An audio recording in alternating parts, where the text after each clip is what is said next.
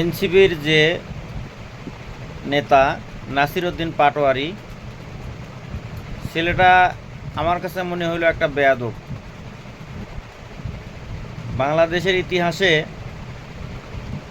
এত ভালো প্রধানমন্ত্রী আমরা কখনো দেখেছি বলে মনে হয় না।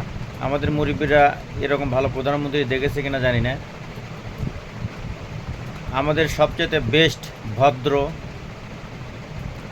এবং দেশের সবচেয়ে জনপ্রিয় বর্তমান প্রধানমন্ত্রী জনাব তারেক রহমান, মাননীয় প্রধানমন্ত্রী।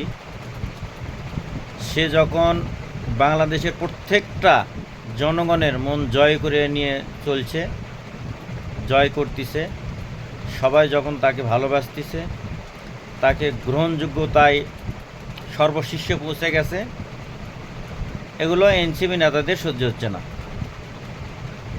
এরা কি করতেছে, বাধ্য হইয়া মাননীয় প্রধানমন্ত্রী জনাব তারেক রহমানের নামে কিছু কথা, মানে ভুলভ্রান্ত কিছু কথা, উল্টোপাল্টা কিছু কথা বইলে তারা ভাইরাল হওয়ার চেষ্টা করতেছে। মানে টিকটকাররা যত উল্টোপাল্টা কথা কয় তত ভাইরাল হয়। ও ভাবছে প্রধানমন্ত্রীর বিরুদ্ধে মনে হয় কথা বললে তারা ভাইরাল হবে। তার মধ্যে সবচেয়ে বড় বেয়াদব হলো এই নাসিরউদ্দিন পাটোয়ারি। সে হলো এনসিপির নেতা। তো এনসিপি নেতা যারা আরও আছেন সিনিয়র, তাদেরকে বলবো এই বেয়াদবটারে ঠিক করেন আপনারা, নইলে এই বেয়াদব রাস্তাঘাটে মার খাইতেই থাকবো।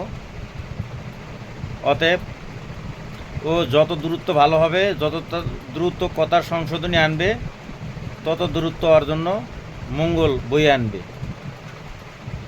নইলে এই বেয়াদবটা যা মন চায় তাই কয়। এ ছোট বাড়ে না, বড় মনে না, সিনিয়র জুনিয়র মানে না, প্রধানমন্ত্রী মানে না, মন্ত্রী মানে না। ও কয় দিনের পোলা এই নাসিরউদ্দিন পাটোয়ারি। ও কীভাবে ও নিজেরে মনে করে যে আমি উল্টোপাল্টা কথা বলি ভাইরাল হবো, বাংলাদেশের জনগণ চিনবে, এইটা মনে করে সে একটার পর একটা মাননীয় প্রধানমন্ত্রীর নামে উল্টোপাল্টা কথা বলে। যাই হোক, আমি এনসিপি নেতাদের বলবো এবং পাটোয়ারিকেও বলবো, এই নাসিরউদ্দিন পাটোয়ারি ভাই, তোমাকেও বলবো, তুমি আমাদের বয়সে জুনিয়র, সিনিয়র হবে না। তুমি বেয়াদবিটা একটু কমাও। তোমার বেয়াদবিটা মানে চরম পর্যায়ে চলে গেছে। আর বেয়াদবিটা চরম পর্যায়ে চলে গেলে মানুষ তো তোমাকে অপমান করবে, তুমি রাস্তাঘাটে অপমান হবা, তুমি যেখানে যাবো সেখানে অপমান হবা। অতএব এনসিপির নেতা নাসিরউদ্দিন পাটোয়ারি, তুমি বেয়াদবিটা সম্পূর্ণ ছেড়ে দাও ভাই, কারণ তোমার বেয়াদবি আমাদের সহ্য হয় না।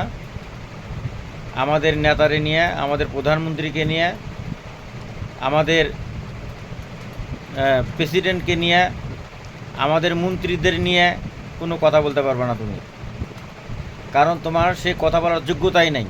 তুমি একটা হয়তো পড়াশোনা করছো, সবাই বলবে তোমাকে শিক্ষিত, কিন্তু আমি বলবো তুমি শিক্ষিত মূর্খ, কারণ তুমি হলো বেয়াদব মূর্খ।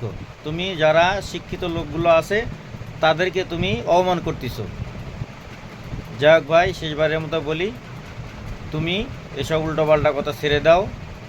মাননীয় প্রধানমন্ত্রীর নামে কোনো উল্টোপাল্টা কথা বলো না। তোমাকে অবশ্য আমরা সবাই সতর্কই করে দিচ্ছি। তুমিও ভালো থাকো ভাই, আমরাও ভালো থাকি।